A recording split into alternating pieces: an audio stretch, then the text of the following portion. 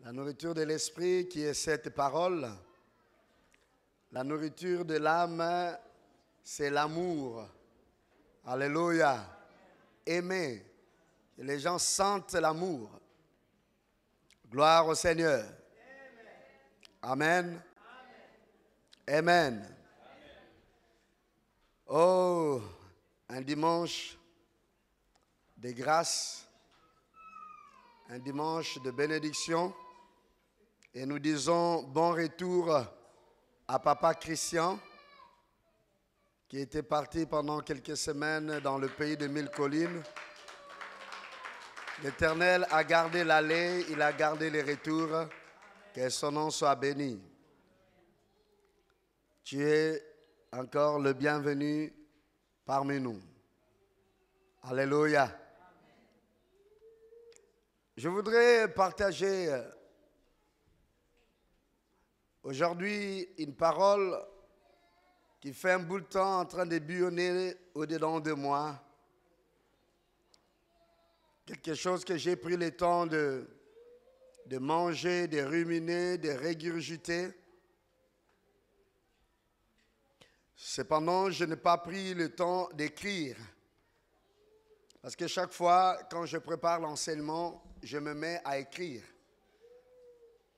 Dans ma tablette, j'écris et je trouve encore d'autres versets parce que quand tu fais l'étude, en lisant certains versets, tu te retrouves, ça te conduit encore. Et quand tu fais l'étude comme cela, tu enrichis davantage ta connaissance. C'était tellement profond que l'Esprit était en train de me parler pendant plusieurs jours sur cette vérité-là. Prenons nos Bibles dans le psaume 45, le passage que nous avons lu les dimanches passés. Le psaume 45, le verset 4. Vaillant guerrier, ceins ton épée, ta parure et ta gloire. Oui, ta gloire, sois vainqueur. Monte sur ton char, défends la vérité, la douceur et la justice, et que ta droite se signale par de merveilleux exploits. Tes flèches sont aiguës, de peuples tomberont sous toi, elles perceront le cœur des ennemis du roi. Être vaillant. Un vaillant guerrier.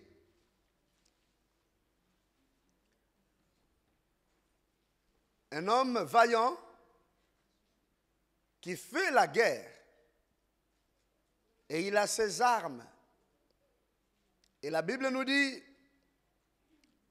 que ta droite se signale par de nombreux exploits. Faire la guerre et remporter la victoire. Seulement cette guerre que le vaillant guerrier fait, il défend la droiture, il défend la douceur, il défend la justice. Alléluia. La parure de la gloire qu'il porte fait partie des honneurs qui lui sont donnés, du pouvoir ou des pouvoirs de l'autorité qui lui sont conférés. Et il a les armes de guerre, les vaillants guerriers.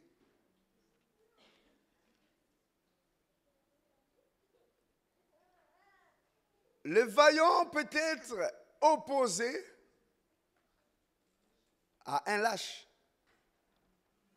La lâcheté. La vaillance s'oppose à la lâcheté.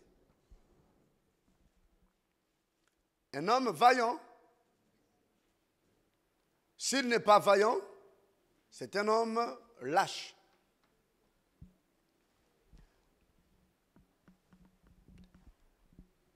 Avant de parler de la vaillance, parlons d'abord de son opposé. Qu'est-ce que la Bible nous parle sur la lâcheté? Les derniers livres de la Bible, appelés Apocalypse ou encore Révélation, revient 2 fois à la fin sur le lâche ou encore le chien. Les lâches et les chiens, c'est la même catégorie, c'est la même famille. Ils sont appelés des lâches ou encore des chiens. Je vous inviterai à lire avec moi alors dans Apocalypse, au chapitre 21.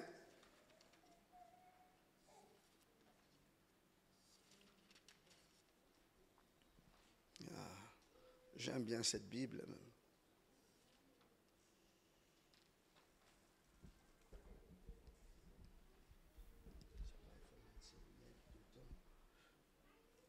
Oui.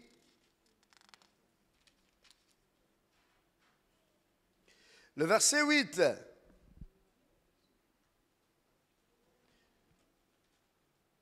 Quelqu'un peut lire à haute voix Apocalypse 21, le verset 8. Oui. Même pour les lâches, Oh. les incrédules, Wow.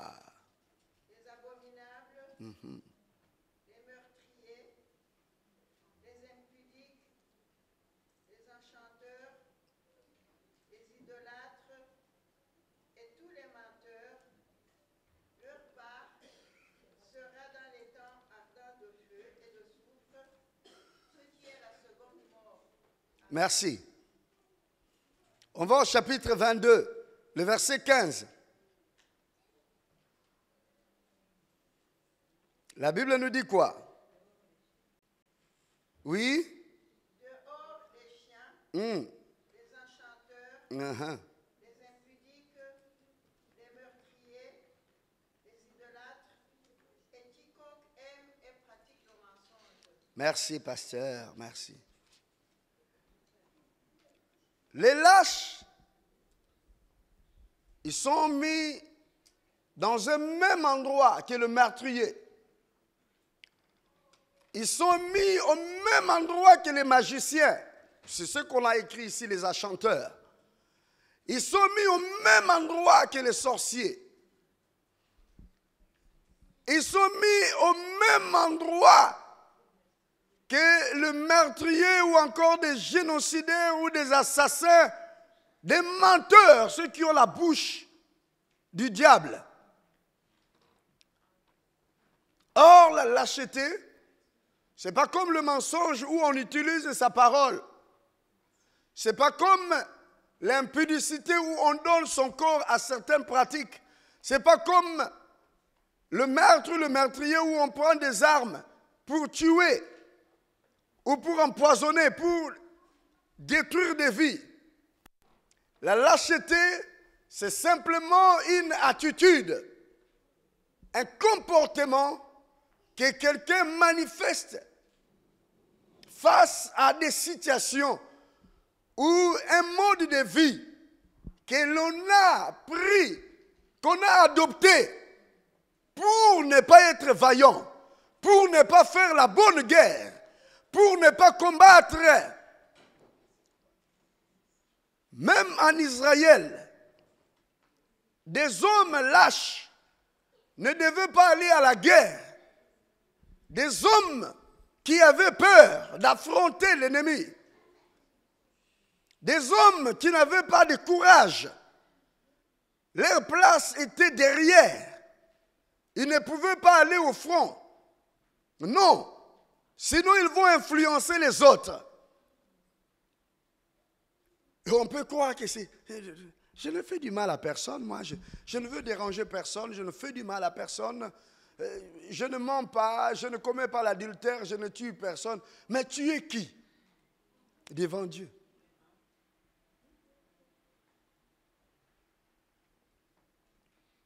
Es-tu vaillant guerrier? Es-tu vaillant guerrier? Ou es-tu lâche? Es-tu un chien?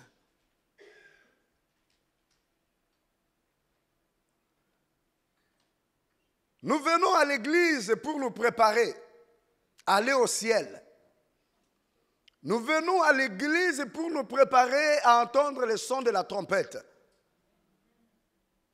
Parce que ce son de la trompette ne sera pas entendu par les oreilles physiques. Ça sera entendu par les oreilles spirituelles. Quand ça sonnera, l'esprit se réveillera. Même ceux qui sont au tombeau. S'il faut simplement les oreilles physiques pour entendre, alors pitié pour ceux qui sont morts. Parce que quand vous mourrez, vos oreilles n'entendent plus. Mais votre âme continue à entendre, votre esprit continue à entendre. Voilà pourquoi le son de cette trompette, c'est un son plus spirituel. La voix de l'archange, elle est plus spirituelle. Paul dit, j'ai entendu une voix, mais ceux qui étaient avec moi n'ont pas entendu cette voix-là. J'ai entendu une voix qui m'a parlé. Et ceux qui étaient avec moi n'ont pas entendu, une lumière est apparue, il m'a fait tomber. Et je ne voyais plus. Et une voix m'a dit, Saul, Saul, pourquoi me persécutes-tu? Mais ceux qui étaient avec moi n'ont pas entendu cette voix-là. Gloire au Seigneur. Alors ici à l'église, nous venons pour que nos corps, nos âmes, nos esprits demeurent irrépréhensibles devant le Seigneur. Et pour cela, nous devons avoir une attitude. Et cette attitude, c'est ce que le Seigneur nous demande dans sa parole, de ne pas être lâche.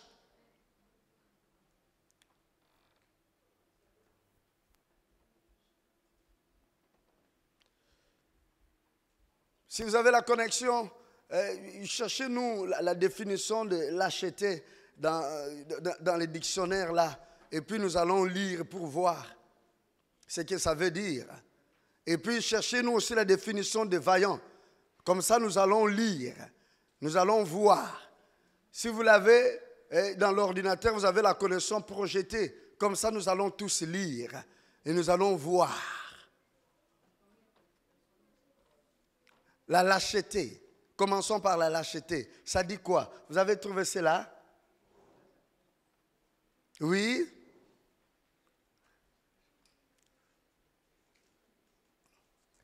Comment le monde définit cela? Un lâche. Je vais essayer de décrire. C'est un homme ordinaire comme tout le monde. Il peut être père, mère, fils, fille. Il peut être patron. Il peut être ouvrier, employé, je ne sais pas quoi. Mais la lâcheté, c'est une attitude qu'il manifeste dans sa manière de vivre. Un lâche, c'est un profiteur. Voilà, lis-nous, ça veut dire quoi? Lève-toi, s'il te plaît, Claire, lis-nous ça. Qui n'est pas tendu, qui n'est pas serré comme il pourrait ou devrait l'être. Ah, ça c'est par rapport à l'objet. Ouais. En familier, c'est mou et paresseux. Mou et paresseux. Et péjoratif, qui manque de courage. Merci beaucoup, qui manque de courage. Oui. Vil, manque de bravoure, de courage devant le danger. Voilà. Indigne d'un homme d'honneur. Oui. Action basse, Action basse. indigne d'un homme d'honneur. Indigne d'un homme d'honneur.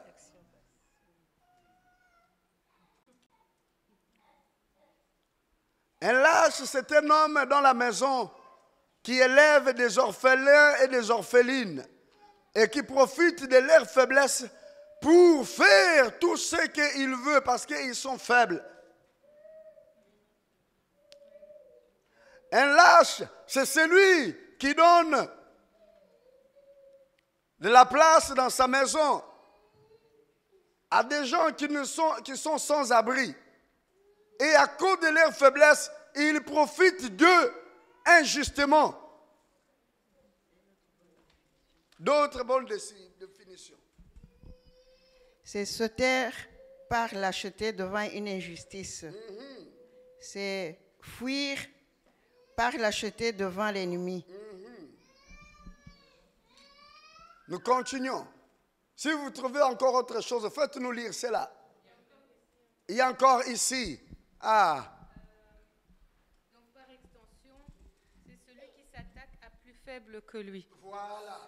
Par extension, c'est lui qui s'attaque au plus faible que lui. Voilà. Une poule Oh. mouillée, un poltron aussi. Une poule mouillée ou un poltron. Voilà. Ça, c'est un jeu. Poule mouillée ou poltron, paresseux. Manque de courage moral, de dignité, de loyauté, qui porte à des actions basses, viles ou cruelles. Manifestation de cette attitude. Manifestation de cette attitude. Tu as trouvé quelque chose toi aussi? Oui, dis-nous. C'est quoi? A coward is a person who is not brave and is too eager to avoid danger, difficulty, or pain. Is also a person who lacks courage, especially one who is shamefully unable to control fear and to shrink when something happens. Qui est incapable de contrôler sa peur, qui se laisse emporter par la peur et qui fuit.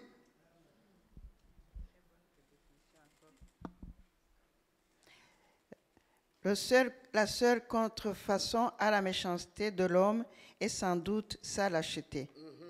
La défense la plus sûre contre la tentation, c'est la lâcheté. La lâcheté commence là où cesse la puissance. La peur tient à l'imagination, la lâcheté au caractère. Voilà, je peux continuer. Voilà.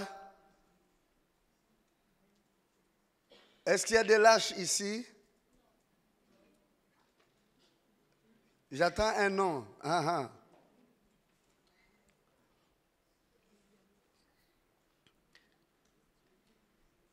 La Wallonie a pour emblème ou totem, c'est quoi? Les coqs, c'est un oiseau. C'est un petit oiseau qui n'a pas vraiment de dents. Et même ses griffes sont des griffes qui lui permettent simplement de s'accrocher au sol, même pas sur un arbre. Mais le coq, malgré sa petitesse, c'est un oiseau courageux, vaillant. Le coq peut se battre contre le chien, vous le savez? Le coq attaque le chien. Vous le savez? Le chien, malgré ses dents, malgré sa taille, le coq se dresse. Parce que le coq, dans sa nature, n'est pas lâche. C'est comme ça que la Belgique s'est levée, a quitté ses terres, est allée en Afrique pour aller coloniser des terres plus vastes, 80 fois, et dominer, parce qu'ils sont de... Vous êtes sûr? OK.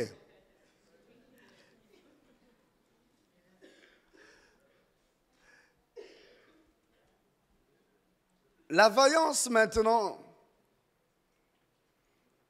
Allez dans vos dictionnaires, cherchez-nous la vaillance. Dieu dit, lève-toi, vaillant guerrier, et prends ta parure et tes armes de guerre, ton épée est tranchant. Quand on dit ton épée est tranchant, c'est-à-dire tu prends soin de tes armes, tu les tailles, tu les aiguises, tes flèches sont aiguës. Va et défends la justice, va et défends la droiture, va et défends ton honneur, va et défends les pauvres, va, défends les affligés, va et fais cela. La vaillance, vaillant, plein de bravoure, de courage, de valeur pour faire quoi? pour se battre, pour le travail, courageux, preux, qui affronte les difficultés sans faillir, qui est volontaire, synonyme, intrépide, brave, héroïque, valeureux, courageux, preux. Alléluia. Héros, héroïne. Bien-aimé, la culture de la vaillance ou la culture de la lâcheté peut être cultivée, peut être enseignée. On peut vous enseigner à être lâche. On peut vous enseigner à être vaillant. Si vous vivez parmi les lâches, vous pouvez aussi devenir lâche. Si vous vivez parmi les vaillants, vous pouvez aussi devenir vaillant. L'Éternel parlant à notre Seigneur dit, lève-toi, vaillant guerrier, et va à la guerre. C'est de nous qu'il parle parce qu'il est la tête de l'Église. L'Église, c'est le royaume des vaillants. L'Église, c'est l'assemblée de ceux qui sont valeureux, de ceux qui sont courageux, de ceux qui sont prêts à se battre pour la justice, de ceux qui sont prêts à se battre pour la droiture, de ceux qui sont prêts pour défendre les intérêts des pauvres ou des faibles, de ceux qui ne profitent pas des faiblesses des autres. Dans la loi de Dieu, dans les prescriptions, dans sa parole, l'Éternel était en train à tout moment de développer une culture de vaillance à son peuple. Un vaillant, c'est celui qui est courageux. Mais pourquoi est-il courageux? Pourquoi est-il plein de bravoure? Pourquoi est-il prêt à se battre? Vous ne pouvez pas vous battre tant que vous n'avez pas quelque part où vous vous confiez. Si vous n'avez pas de force, si vous n'avez pas d'armes, si vous n'avez pas de l'équipement, il est difficile de pouvoir vraiment vous dresser contre celui qui a des armes et qui se présente plus fort que vous, comme David devant Goliath. Goliath avait une grande taille, il avait des armes et il s'est dressé face à l'armée d'Israël. Je pense que, comme je l'ai dit hier lors de l'enseignement avec le comité, les serviteurs, Goliath, je pense, cela n'est pas écrit, mais je pense qu'il ne se limitait pas seulement à des menaces verbales, pas seulement à la parole. Certainement, il faisait les guerriers pour intimider l'autre, il fait des démonstrations. Avec sa taille, certainement, il est impressionné par des mouvements qu'il faisait. Comment il pouvait bouger son épée, comment il pouvait peut-être avec son bras prendre son épée et bouger de plusieurs mètres, il voit l'épée circuler. Peut-être il faisait cela. Peut-être il pouvait sauter de là où il était, il saute, il va de l'avant et on voit il saute combien de mètres. Peut-être il prenait sa lance et il lançait de loin et les enfants d'Israël voyaient quelle force il a pour lancer. Ce n'était pas seulement sa taille, ce n'était pas seulement ses armes qui intimidaient les enfants d'Israël, mais il y avait tout un tas de choses qu'il pouvait faire pour qu'ils puissent avoir peur. Parce que il avait l'assurance de ce qu'il était. Et les enfants d'Israël, regardant cette grande taille, regardant ces armes, regardant le nombre de Philistins, ils avaient perdu tout courage. Tout courage. C'était des soldats, mais devant leur ennemi supérieur, c'était des guerriers, on peut dire même des vaillants guerriers. Mais en ce moment-là, ils n'étaient plus vaillants. Toute l'armée, tous les pays n'avaient plus de vaillants. Parce qu'il y avait eu un roi qui avait développé la culture de la lâcheté. Le roi, Saul, était un lâche.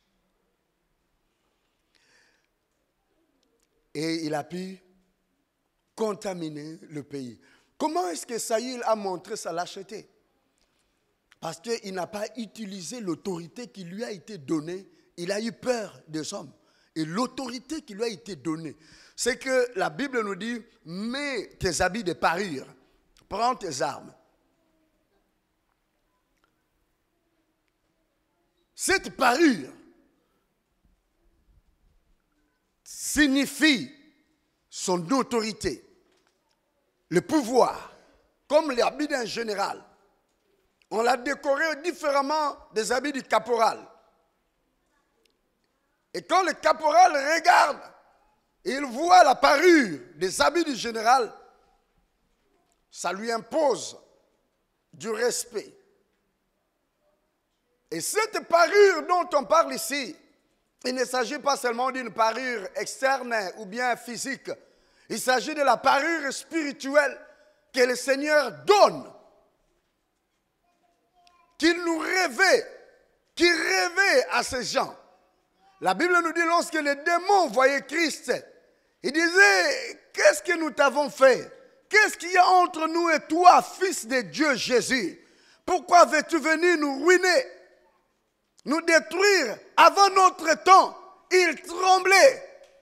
Jésus était habillé comme tout le monde. Mais dans l'esprit, il voyait sa parure.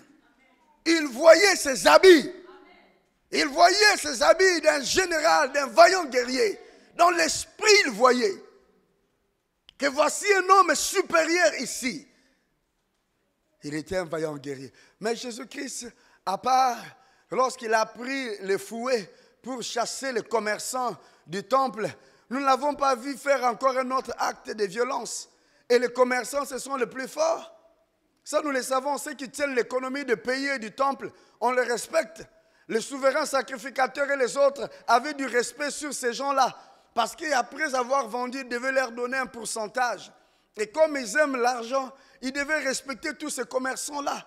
Il dit, moi je vais étaler ici dans ce temple, j'étale ma table, je vais vendre les bijoux, je vais vendre des colliers, je vais vendre de l'huile, l'autre je vais vendre mes pigeons, l'autre je vais vendre mes vaches, l'autre dans les temples. Et quand l'intérêt que ça procurait, les chefs ne pouvaient pas dire quelque chose parce qu'ils allaient perdre les gains. Il a fallu un jour qu'un vaillant guerrier arrive. Il arrive dans le temple, il trouve le désordre. Il prend un fouet, comment? Des fils. Il s'est fait un fouet, allez, un homme qui prend tout ses courages. Il les chasse. Voilà les insignes du vaillant guerrier. Mais la vaillance de notre Seigneur, ce n'est pas simplement là que ça s'est montré. Le Seigneur, nous avons vu sa plus grande vaillance lorsque il a accepté de mourir. Lorsqu'il a senti les angoisses de la mort à Gethsemane. Lui qui était le maître de vie, ou qui est le maître de vie. Mais il a accepté la mort.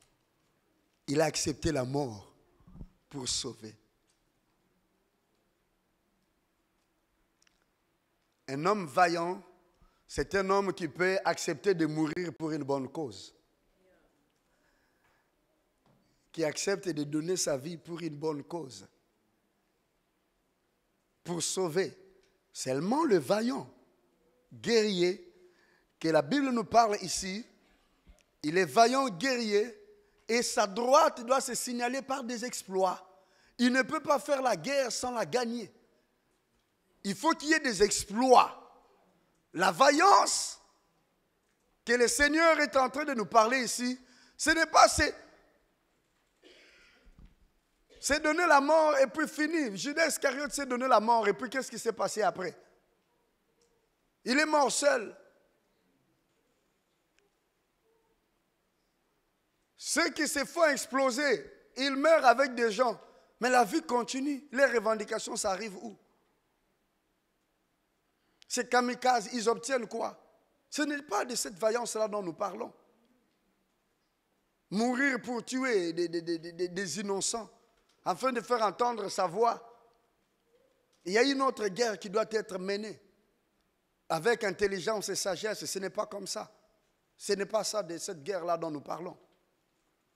Nous parlons d'autre chose. Nous parlons de la vaillance pour défendre la justice, la droiture, pour défendre la gloire du Seigneur et de ne pas être lâche. Gloire au Seigneur. À son temps, un jeune homme s'est retrouvé éduqué dans la lâcheté. Ce jeune homme-là était qui? Était Gédéon. Éduqué, instruit à être lâche.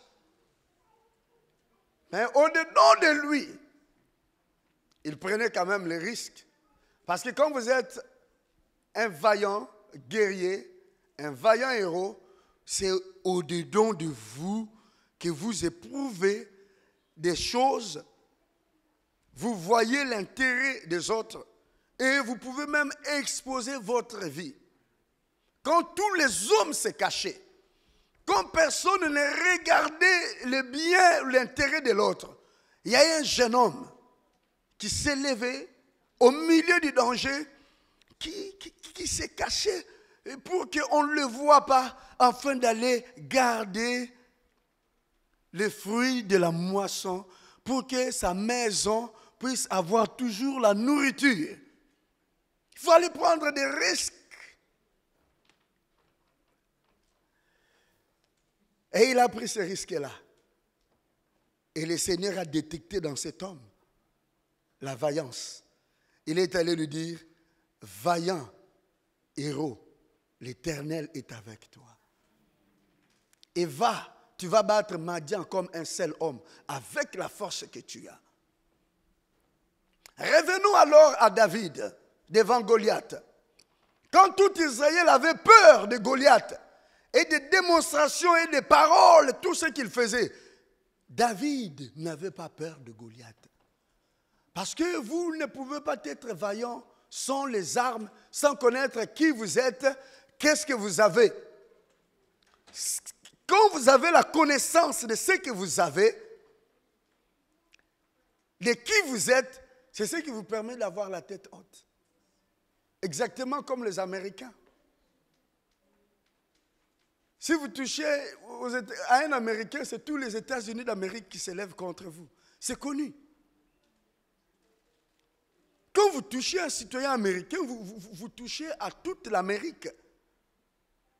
L'Américain est fier d'être américain. Oui, ben, les Européens aussi. Partout ils sont dans le monde. Quand vous touchez, c'est tout le monde qui se lève. Parce qu'ils savent la force qui est derrière. Connaître la force qui est en vous, qui est avec vous, c'est ce qui peut vous permettre d'avoir la vaillance. David était conscient de cela. Nous avons raison d'être vaillants parce que l'Éternel et Dieu Tout-Puissant est avec nous. David était conscient de la puissance de Dieu, de la présence de Dieu dans sa vie. Et il savait ce que Dieu voulait défendre. Dieu est le Dieu de son peuple. Dieu est le Dieu de la justice. Dieu est le Dieu de noblesse. Et ce que Goliath était en train de faire était une transgression. Pour David, il savait bien que Goliath n'avait pas la faveur de Dieu. Dieu n'était pas avec Goliath. Dieu ne pouvait pas accompagner Goliath. Malgré sa force, malgré ses démonstrations, malgré ses paroles, Dieu n'était pas avec lui. Dieu est avec nous. Et comme tout le monde ne reconnaît pas la présence de Dieu, il ne connaît pas ce que Dieu veut faire ou ce que Dieu est capable de faire, et que maintenant je suis seul, alors cette guerre je vais la mener tout seul. Je n'ai pas besoin de grandes armes pour me battre contre cet homme. J'ai d'autres armes. Mes armes sont spirituelles. Mes armes, c'est Dieu. Mes armes, c'est l'armée du ciel. Quand personne ne le voit, moi je suis conscient de cela. Se disait David. Et David, il s'est dressé. Il s'est dressé contre Goliath. Il a pris 5 pierres. Et une seule pierre a suffi pour terrasser Goliath. Et pour mettre en déroute toute l'armée. Voyant un vaillant guerrier. En quoi est-ce que tu te confies? À qui est-ce que tu te confies? On est lâche parce qu'on ne connaît pas ce que l'on a, ce que l'on a, ce que l'on est. On est vaillant parce qu'on connaît ce que l'on a et on cherche ce qui est fort. Un vaillant, c'est celui qui cherche à augmenter sa force. C'est celui qui accumule sa force, qui accumule sa connaissance pour qu'il sache se battre, il sache défendre ses positions. C'est un entrepreneur. C'est quelqu'un qui se met à travailler. C'est quelqu'un qui se met et qui ne se repose pas. C'est quelqu'un qui cherche ce qui est bon et droit et qui le détient pour de bonnes raisons, pour de bonnes causes. Il sait la fin de ce qu'il est en train de faire pour défendre l'intérêt des autres, pour défendre une bonne cause. Alléluia.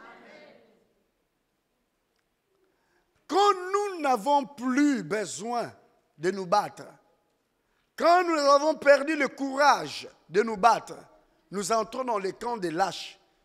Nous pouvons chanter Hosanna comme nous voulons. Nous pouvons chanter Majesté comme nous voulons. Nous pouvons crier Alléluia comme nous voulons. Quand l'esprit de la bataille quitte notre vie, nous allons dans le camp des lâches. Et nous devons savoir ce qui nous attend à la fin. Dehors le chien.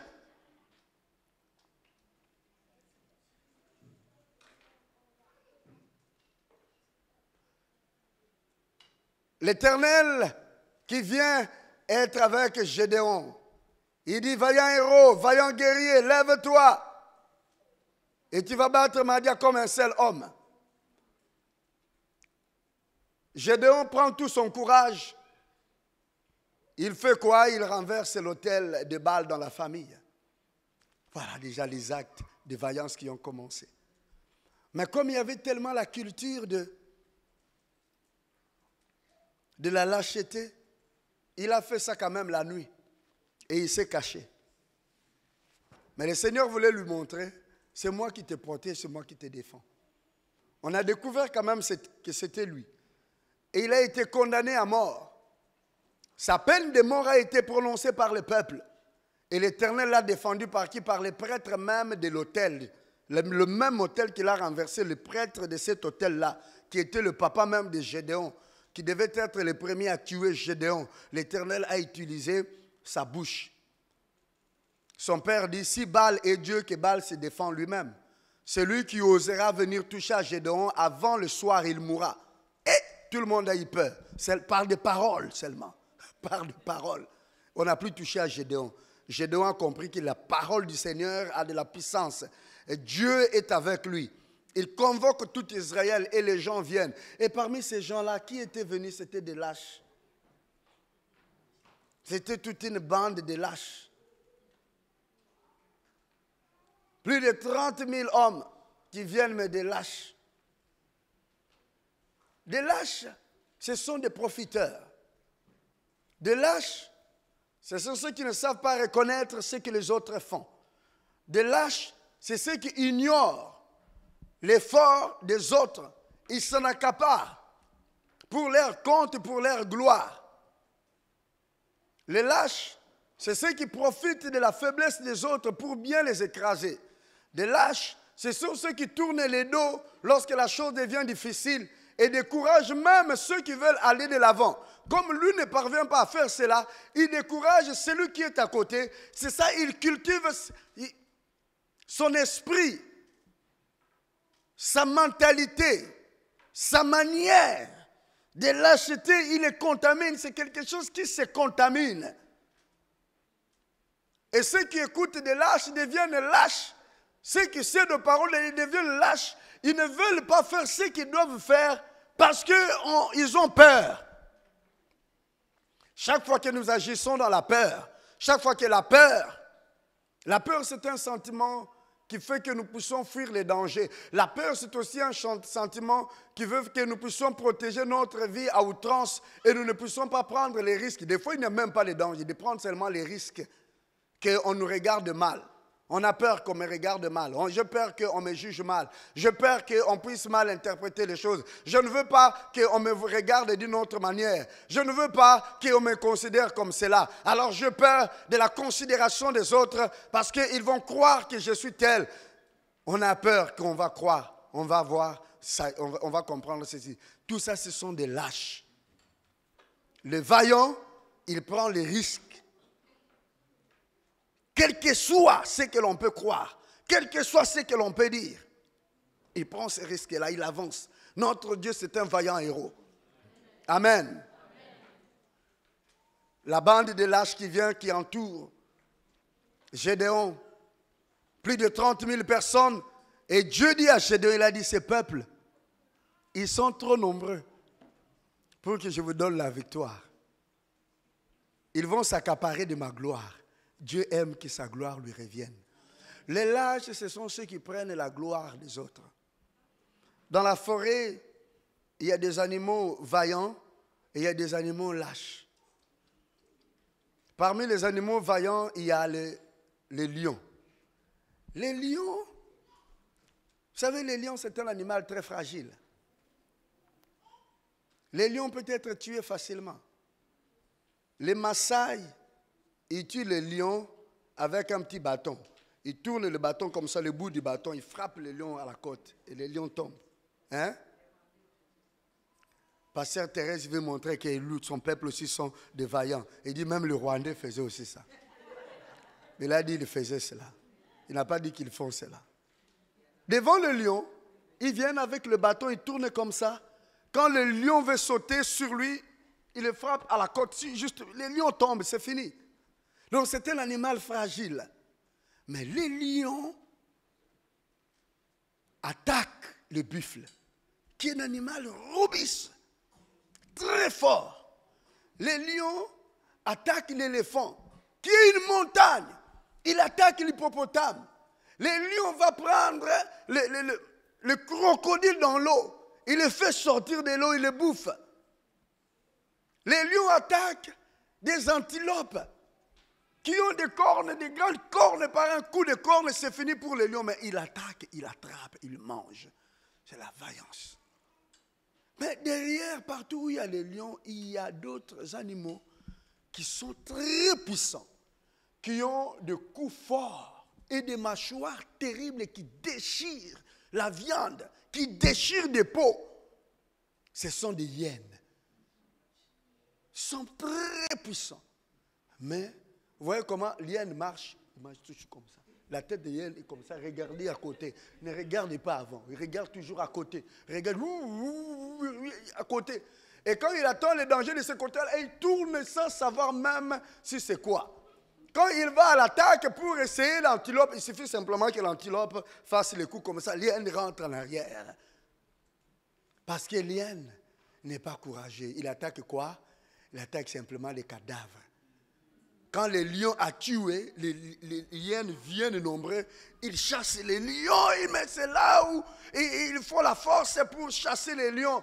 Et comme ils ont une mauvaise odeur, les lions s'en vont. À cause de leur mauvaise odeur, ils leur laissent la viande et ils mangent bien. Mais pour aller à la chasse, non.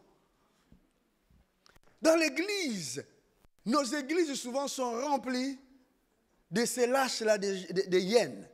Il y a des personnes qui ne peuvent pas se donner pour qu'on puisse avoir des résultats.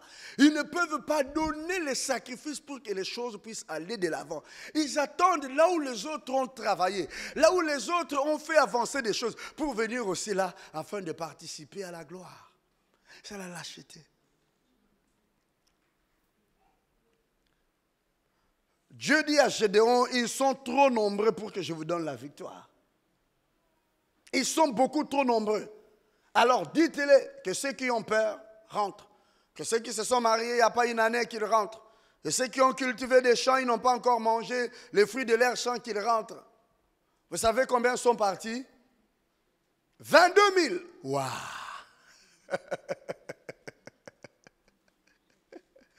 Et dans les 10 000 qui restaient, l'Éternel trouve, il a dit, non, non, non, même eux, ils sont toujours trop nombreux. La race des vaillants est rare. Il a dit, alors je vais t'amener au bord de l'eau. Je vais te montrer qui tu vas prendre. Alors, comme ils ont soif, amène-les tous au bord de l'eau. On va voir comment ils vont boire. Les vaillants, même lorsqu'ils boivent, ils ont une manière de boire leur eau. C'est une culture qui vient du fond de l'âme. Alléluia. Qui vient du fond de l'âme que l'Éternel inspire. Aujourd'hui, que chacun de nous soit un vaillant guerrier. Qu'aujourd'hui, chacun puisse être un vaillant. Les vaillants, ce n'est pas celui qui fuit ses responsabilités. Les vaillants, ce n'est pas celui qui se détourne de ses responsabilités. Il se tient à son poste, il a dit, ici, je me suis engagé, je veux me battre ici. Quand vous allez boire dans l'eau, vous buvez comment? Vous avez une guerre devant vous, vous prenez quelles précautions? Dans cette eau-là, peut se trouver des crocodiles. Dans cette eau-là, il peut y avoir de danger. Comment est-ce que vous allez pour boire? Avez-vous peur ou pas peur? Vous prenez quelles précautions? L'Éternel voulait simplement voir quelle est la précaution que les gens prennent. Il a vu que des 10 000 qui étaient là, 300 qui ont pris la précaution, la manière de boire de l'eau. Ils étaient vigilants, ils étaient prudents, ils savaient ce qu'ils faisaient, où est-ce qu'ils allaient. Les autres, comme pris par la fatigue et tout, se sont allés boire n'importe comment. Un vaillant même dans son sommeil, chez nous on dit, il dort le sommeil de boa. Le boa dort un seul œil. Un œil dort, mais l'autre est ouvert. Il dort, mais il regarde. Il dort, mais il a toujours l'œil qui regarde. Donc, on est vigilant. L'Éternel a pris 300 hommes. Il a dit, je vais vous montrer encore autre chose. Je vais te montrer que tu as avec toi des vaillants héros, des vaillants guerriers. Tu les as. Je vous envoie à la guerre, je ne vous donne pas des armes. Je vous donne des criches et des torches. Vous pouvez aller, rien qu'avec la parole, parce que je suis avec vous. L'Éternel, je dis, je suis avec toi. C'est moi qui te l'ai dit, pas.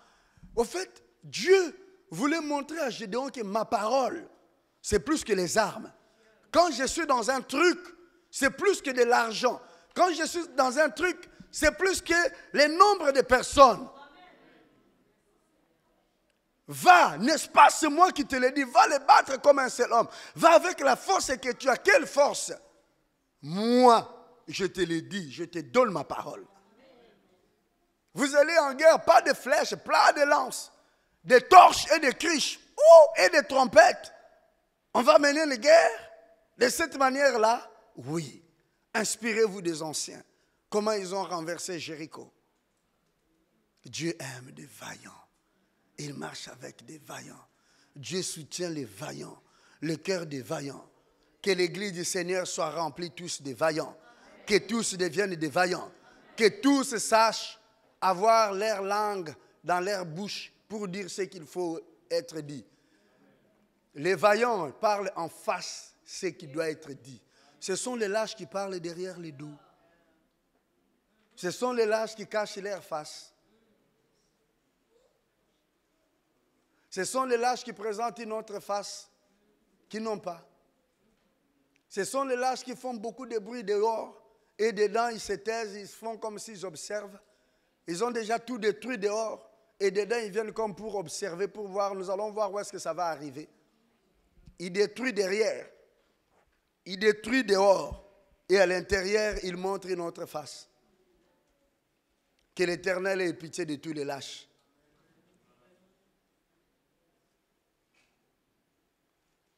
Que l'Éternel ait pitié de tous les lâches.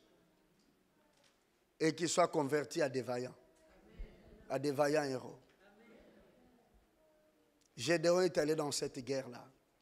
il a remporté la victoire. Mes frères et sœurs, je me suis rendu compte que plusieurs problèmes peuvent nous arriver dans la vie parce que nous avons manqué du courage, parce que nous n'avons pas été des vaillants, parce que nous n'avons pas pris les risques, nous n'avons pas voulu prendre les risques que nous devrions prendre. Nous nous sommes comportés comme des lâches. Vous voulez chasser les démons? Le démon connaît qu'il est lâche, il ne partira pas à la prière d'un lâche. Il regarde l'esprit de vaillance. C'est le caractère que Dieu donne. Un vaillant n'est pas un profiteur. Un vaillant n'est pas un opportuniste. Un vaillant, ce n'est pas un paresseux, un poltron. Un vaillant, c'est celui qui est courageux, qui se tient à son poste et qui recherche ce qui est valeureux et il se bat pour des choses de valeur. Un vaillant, il ne ment pas parce que mentir, c'est le caractère des lâches.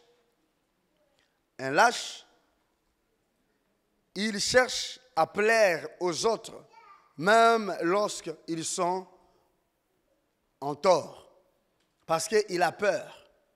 Il a peur qu'on puisse lui traiter d'une manière qu'il ne voudrait pas. Il ne veut pas souffrir d'un mauvais traitement.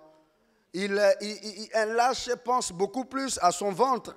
Il pense beaucoup plus à sa vie. Pense beaucoup plus à son intérêt qu'à l'intérêt communautaire de l'ensemble. La Bible nous parle des vaillants héros de David. On ne parle pas des lâches de David, on nous parle des vaillants héros de David. Des vaillants hommes, des vaillants guerriers ou des vaillants hommes de David.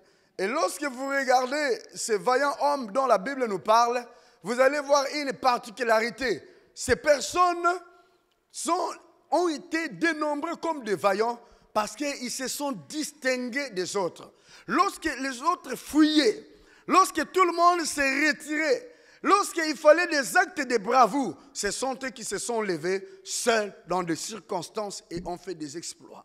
Vous ne pouvez pas être un vaillant dans la bouche sans faire des exploits. Un vaillant, c'est celui qui fait des choses et fait des exploits. Il y a des résultats, vous ne pouvez pas dire, je suis vaillant. Moi, je suis vaillant. Où sont les résultats de ta vaillance? Amen. Alléluia. Amen. Tu ne peux pas dire, moi, je suis un vaillant, je suis un courageux. Un vaillant, il y a des résultats. Voilà, j'ai fait ça, j'ai pris telle position, voilà. La Bible nous dit, les vaillants hommes de David, un jour, les Philistins attaquaient le peuple. Il y avait un morceau, donc un terrain où il y avait des lentilles, donc la nourriture. Et les Philistins voulaient abîmer la nourriture donc pour créer la faim. Parce que quand il y a la nourriture, la faim vient. Et quand la faim vient, les gens souffrent, les gens deviennent faibles. Un homme, j'ai oublié encore son nom, il s'est levé avec son épée au milieu des Philistins, rien qu'avec son épée. Il a commencé à se battre pour défendre quoi? Pour défendre la nourriture de la famille. Pour défendre la nourriture de la maison d'Israël. Avec son épée, il s'est battu, il a tué 800 hommes. Seul, la main tendue, il n'a pas baissé son bras. Seul, il s'est battu. 800 hommes tendus par terre. Il a été compté parmi les vaillants hommes. Un autre, 3 autres, les sources de Bethel étaient occupées par des Philistins. Et David a émis un souhait, il a dit, je vais boire les eaux de Bethel. Ça me manque les eaux de Bethel. Et ces hommes-là, au risque de leur vie, sont allés pour aller prendre les eaux, l'eau de la source de Bethel. Ils ont pris des grands risques. Mais comme des vaillants, ils sont passés par des voies. Tu ne peux pas arriver jusqu'à la source, ils prennent de l'eau. Alléluia. C'est lui qui est prêt à satisfaire les désirs de son roi. C'est un vaillant. Qu'est-ce que le roi veut? Qu'est-ce que le roi désire de toi? Tu te lèves pour cela, pour te battre enfin. C'est lui qui se bat pour sauver les âmes. C'est lui qui se bat pour que la gloire du Seigneur aille de l'avant. C'est un vaillant. C'est lui qui tend son cou pour que même si on peut le couper, pour vous que le nom du Seigneur soit glorifié. Et qui n'adore pas les idoles, comme Shadrach, Meshach, Abednego, c'est un vaillant. C'est lui qui ne change pas son comportement devant les dangers. Son comportement de rendre culte à Dieu. Et dit, pour ce qui est de la manière d'adorer mon Dieu, personne ne va mettre des restrictions pour moi. Ça, c'est ce que les livres de Daniel nous montrent. Et pour ce qui est d'adorer mon Dieu, rien ne mettra de restrictions pour moi. J'ai mon rendez-vous avec Dieu le matin, à midi et le soir. J'adore mon Dieu parce qu'il est digne d'adoration. Il est le seul vrai Dieu qui doit être adoré. Si vous voulez adorer d'autres dieux, vous adorez-les. Moi, j'adore le mien et je ne mets pas de restrictions. On dit, celui qui adorera un autre Dieu, si ce n'est que la statue tendue, sera mis à mort. Celui qui adressera des prières à un autre Dieu, si ce n'est que notre Dieu ici, sera mis à mort. Daniel a dit, moi je ne connais qu'un seul, et c'est lui-là que je vais adorer. Au Moyen-Orient, les gens sont en train de se convertir de l'islam vers le christianisme, pas parce qu'on leur prêche ou on leur donne des Bibles, parce qu'ils voient la bravoure des chrétiens. Quelqu'un lui dit, tu acceptes de rejeter Christ et de renier Christ comme ton Messie, et tu deviens musulman, tu as la vie. Si tu ne renies pas Christ, on te coupe le cou. Il dit, coupez-le, avec un sourire. On dit, ok, ça va, on va faire mieux. On va tuer tes enfants. Il a dit, ils iront au ciel. On tue les enfants, on tue l'épouse, on finit, on tue le mari. Il ne cède pas, il meurt. On vient, on chicote leurs cadavres, on chicote leurs cadavres. Les autres, on a appris que vous êtes aussi des chrétiens. Oui, oui, nous sommes des chrétiens. Alors, vous voulez continuer à être chrétien ou vous voulez changer? Non, on reste chrétien. On va vous faire comme on a fait les autres, là, nous sommes prêts pour cela. On dit, vous, on va vous pendre, on va exposer vos corps à la place publique. On met le fil autour du cou, il meurt là, et le Seigneur ne le délivre pas. Les autres chrétiens attendent leur tour. Il dit, Christ, nous n'allons pas le renier. Il meurt comme des héros.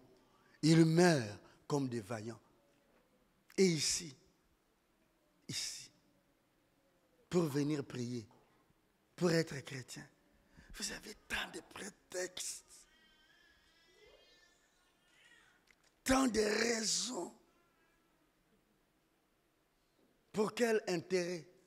Pour des petits intérêts qui ne vont même pas vous amener au ciel, qui ne vont même pas sauver 3-4 personnes. Même, ce n'est même pas suffisant pour vous vendre là.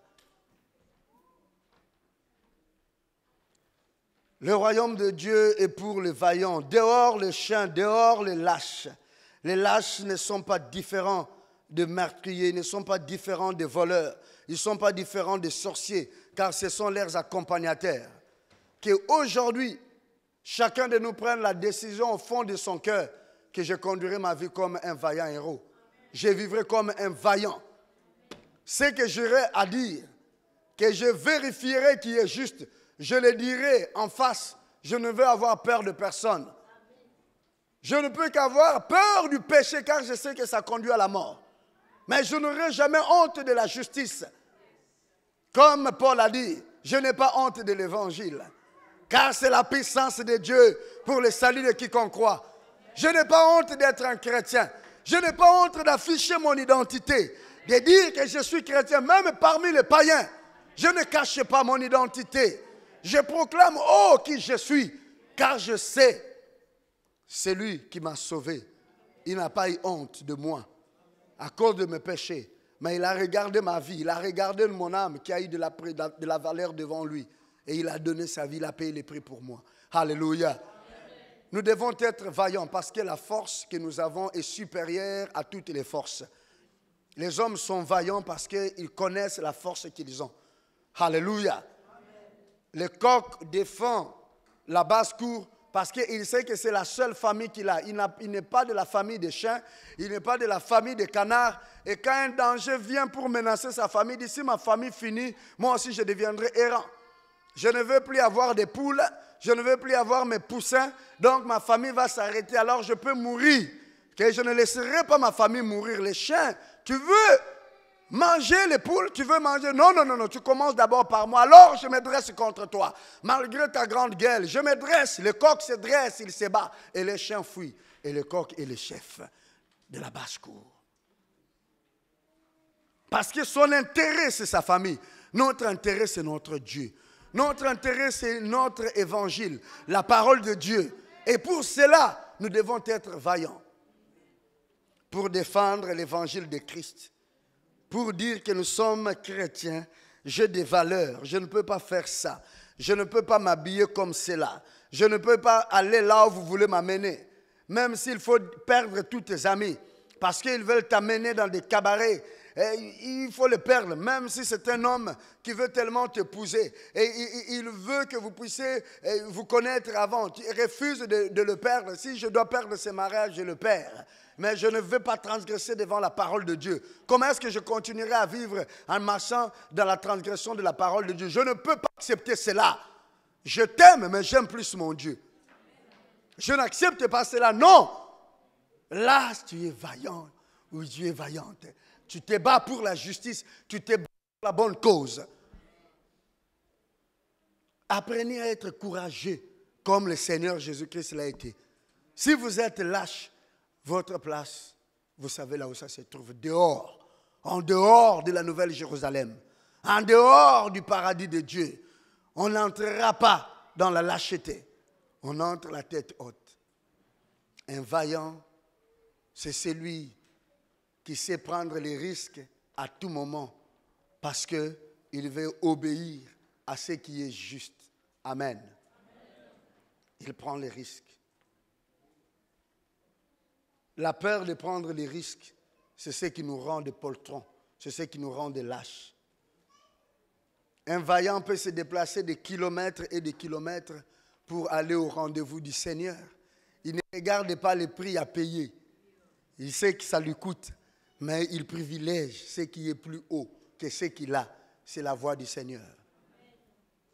Un vaillant peut traverser une zone de danger pour se rendre au rendez-vous du Seigneur.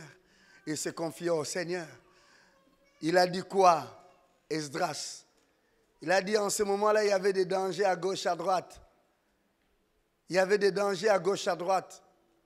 Mais nous n'avons pas voulu demander au roi de nous donner l'escorte. Nous avons jeûné et prié parce que le Dieu de cieux qui est notre Dieu, il va nous protéger. Alléluia. Apprenez à être vaillant, car ce caractère-là est la clé qui permet à tous les autres dons, à tous les autres appels que le Seigneur nous a donnés de pouvoir fonctionner. Le Saint-Esprit, c'est l'esprit de la vaillance. Vous pouvez ne pas manifester plusieurs dons spirituels parce que vous n'êtes pas vaillant, parce que vous n'êtes pas un héros. Vous avez peur de parler en langue, ils vont me prendre pour un fou. Ah bon? Vous avez peur d'imposer les mains pour les gens qui sont malades et Dieu vous a donné un don de guérison. Parce que si les gens ne guérissent pas, ça va se retourner contre moi. Vous avez peur de chasser les démons parce que vous avez peur que les démons se manifestent et vous giflent. Vous avez peur des fois de témoigner Christ parce que la personne pour qui vous allez témoigner Christ peut même mal vous parler. Il va mal vous parler. Vous avez peur qu'il vous parle mal. Un vaillant, il dit Christ, voilà, Jésus-Christ t'aime. Même si tu peux me gifler, tu peux faire tout, je te donne la bonne nouvelle qui va t'amener au ciel.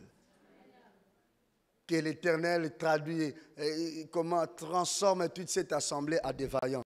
Lèvons-nous et prions le Seigneur.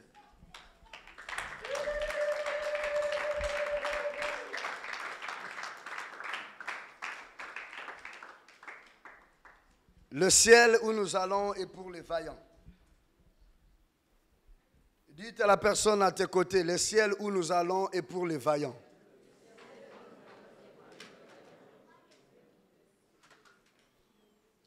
Le royaume de Dieu appartient aux vaillants.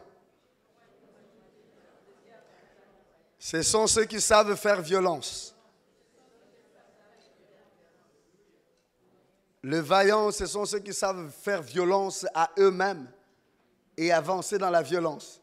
Ce sont eux-là, les vaillants. Qu'aujourd'hui, ma vie soit une vie de vaillants. Qu'aujourd'hui, j'apprenne à me battre comme un vaillant héros, comme un vaillant guerrier. Que je n'écarte pas, je n'éloigne pas mon épée du carnage. Je dois faire le carnage avec mon épée.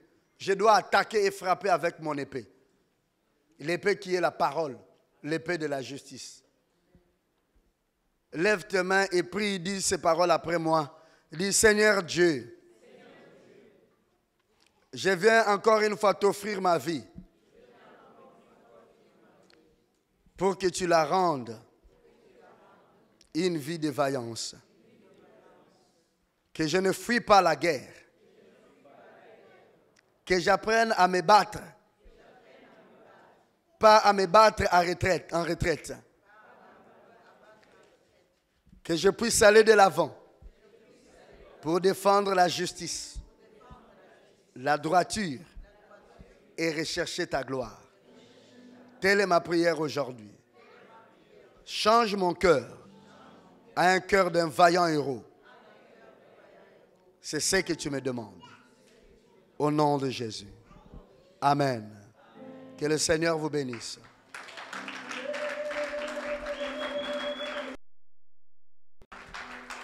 Alléluia. Nous disons merci à Bishop qui a pris son temps pour préparer cette bonne parole.